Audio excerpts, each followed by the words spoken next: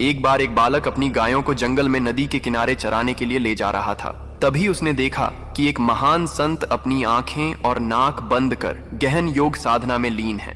बालक थोड़ी देर तक संत को बड़े ध्यान से देखता रहा। कुछ समय बाद उससे रहा नहीं गया और उसने उत्सुकता से संत से पूछ ही लिया कि वे यह सब साधना क्यों कर रहे हैं। संत ने जवाब दिया, मैं भगवान शिव के दर्शन प्राप्त करने के लिए यह साधना कर रहा हूँ। थोड़ी देर बाद संत वहां से चले गए। संत के जाने के बाद बालक ने भी उन्हीं योग क्रियाओं को दोहराना शुरू कर दिया। उसने संकल्प लिया कि आज वह भगवान के साक्षात दर्शन करके ही रहेगा। बालक ने अपनी आंखें बंद कर लीं और नाक को जोर से दबा लिया। सांस रुकने से उसकी प्राण निकलने की स्थिति आ गई। उधर कैलाश पर्वत पर भगवान शिव का आसन डोलने लगा। शिवजी ने ध्यान लगाया और देखा कि एक बालक उनके दर्शन की लालसा में कठोर तपस्या कर रहा है। बालक के हठ और भक्ति से प्रसन्न होकर भगवान शिव तुरंत प्रकट हो गए। वे बोले, अरे ओ बालक, बस करो अब तुम्हारी यह तपस्या, मैं स्वयं तुम्हें दर्शन देने आया हूँ। बालक ने आंखें बंद रखते हुए ही इशारे से पूछा, आप कौन हैं? भगवान शिव ने उत्तर दिया, मैं वही भगवान शिव हूँ जिनके दर्शन के लिए तुम इतनी कठोर साधना कर रहे हो। बालक ने आंखें खोली और तुरंत एक रस्सी लेकर आया।